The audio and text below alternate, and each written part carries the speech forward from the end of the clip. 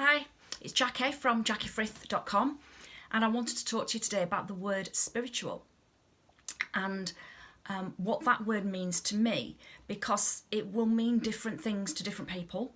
People will have different views of who is spiritual, who isn't spiritual. And I also think that there are some misconceptions about what it means to be spiritual. And also I think that people also have perceptions about who you have to be or what sort of things happen when you become spiritual.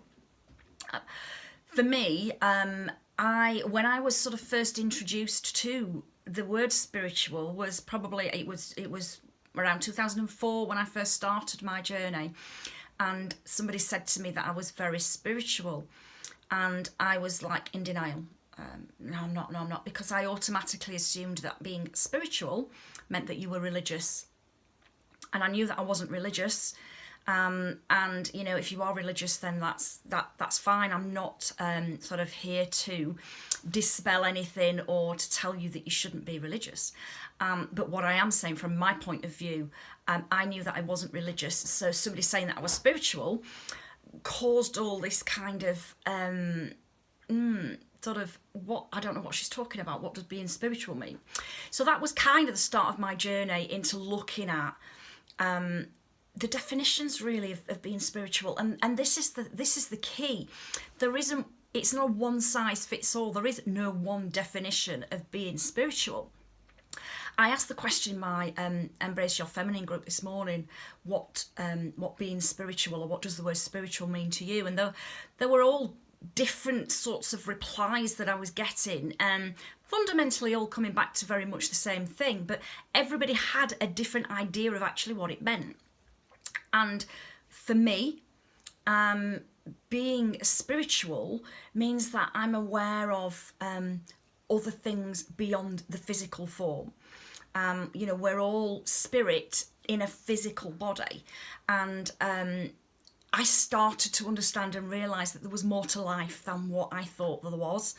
So it's about our connection to source, divine, the universe, angels, goddesses, gods, whatever it is that works for you. It's having that deeper connection to that source energy.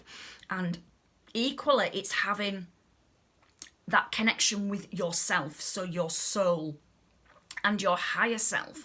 And it's about following the path that then starts to feel right for you. I think a lot of my clients have said that they're scared to open up spiritually because they think it then means that they're then suddenly going to start to have spirits coming in and talking to them, and they're going to be able to be seeing people's mums, dads and aunties and uncles. That is not what being spiritual means. I am spiritual. I'm a spiritual person, but I'm not a medium. There's a clear, definite divide between the two. So being spiritualist, it doesn't mean that you're automatically then going to become a medium. Yes, I connect with the angels and the angelic realms and ascended masters and my spirit guides. I don't necessarily see them or hear them. It's more a sense than a feeling, and I am very intuitive. And I think for me that's another key element to being spiritual. It's about understanding your own intuition. It's about understanding the feelings and those nudges and those gut feelings that you get. That's what it is all about, and that's what we're kind of all striving to become somebody who can come inside for the answers and not necessarily be always looking externally for the things that make us happy. And you know, I think also I know, and sometimes you get this kind of vision in your head of somebody says they're spiritual and they're going to be a tree hugger or vegan, or they're going to be, dressed in whatever it might be, tie-dyed clothes. Yeah, they could very well be spiritual, but it doesn't mean that everybody that's spiritual is that person. And I'm not any of those. I'm not a tree hugger, I'm not vegan, I don't wear tie-dye clothes, I don't do any of that. But equally, I don't have any issue with people that do, because what it also is about having free will. And it's about you doing what feels right for you with no judgment. So if you do the things that feel right for you, but other people don't follow that, then again, that's their free will and they're allowed to go the path that they feel is right for them. And this isn't about dictatorship. It's not about I'm spiritual, so you must be. It's about each finding their own path with this, and taking from the lessons that you learn, and using those in your life. When I teach, and I'm teaching Reiki tomorrow, which for me, you don't have to be spiritual to do Reiki, but I find it a very spiritual practice.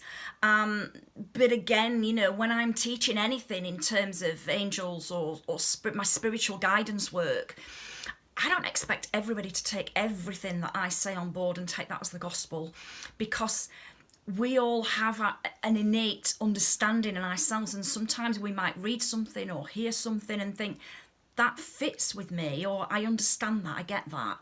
But equally, that same person could say something to you that you actually don't agree with, but that's okay. Because again, as I said, we're all on this path to, I think, finding our true self, and the person that can shine out and be the best version of you that you can be. And I know for many, many years before I got on the spiritual path, you know, I was sort of quite unhappy and always felt like things were missing. And I'm not saying that as soon as you become spiritual that stops, because it doesn't. Because it's a never-ending journey of finding the things that you're wanting to do with your life. And, you know, I'm kind of sort of digressing a little bit here on terms of the spiritual nature in itself. But I think if we just understand that being spiritual means we know that there's more to us than a physical body. We know that there's a universe out there that has a magnificent effect on us, the moon, the sun, the stars, everything. We're not just governed by the human form. And for me, that is the biggest thing that I take from being spiritual. And and I also just want to say to people that if you feel scared or you've got a fear of opening up, means that you're going to suddenly have a deluge of spirits coming in and talking to you, you know, we can set our own agenda and we can set our own ways of communicating with spirit. And you know, if you sort of come and work with me, we will go through that in more detail. As I said to you before, I'm not a medium. I don't want to be a medium. I'm never going to be a medium. I leave that to the ones that do that extremely well.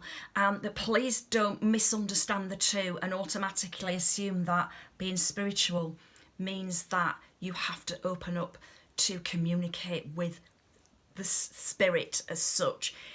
The spirit that you're communicating with is your higher spirit, the spirit that is within all of us.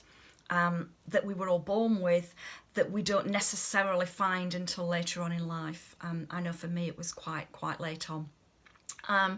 But yeah, I mean, I just wanted to come and talk to you and just give you my views really on spirituality. If you want to know any more, please comment below. And if you want to come and join the Embrace Your Feminine group, again, just comment and I will send you the link to invite you along. Bye bye for now.